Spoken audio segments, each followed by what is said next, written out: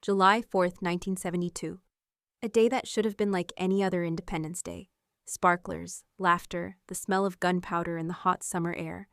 But for one group of kids in a small American town, it became something none of us would ever forget.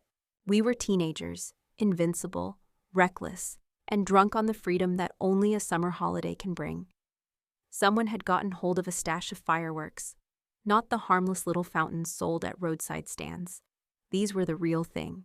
M80s, cherry bombs, devices powerful enough to blow a tin can 20 feet into the air. No one asked where they came from. No one thought to ask. It started innocently enough. Bottle rockets launched from empty Coke bottles. Roman candles aimed at the darkening sky. The kind of pyrotechnic bravado that boys have engaged in since fireworks were invented. But then someone had an idea. What if we packed them together? What if we made something bigger? The fuse was short, dangerously short. Nobody measured it.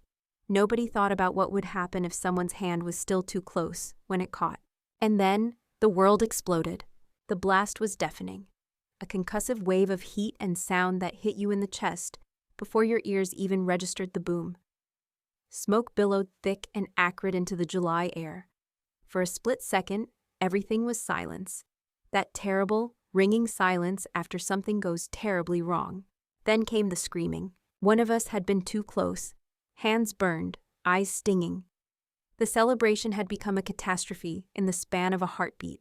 Neighbors came running. Parents arrived with faces white as sheets. Someone called for an ambulance. The fireworks, what was left of them, lay scattered across the grass, like the remnants of a battlefield. In the days that followed, there were hospital visits, stern lectures, and the quiet, shameful reckoning of knowing that someone could have been killed. That we had been lucky, stupidly, undeservedly lucky. The injuries healed. The summer moved on. But July 4th was never quite the same after that. 54 years later, I still think about that afternoon. About the smell of the smoke, the sound of the blast, the look on my friend's face. We were young and foolish, the way the young always are. But that July 4th taught us something no classroom ever could. That a single moment of carelessness can change everything.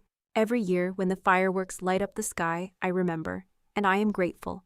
Grateful we made it out, grateful for the lesson written in fire and smoke, and the grace of surviving our own stupidity.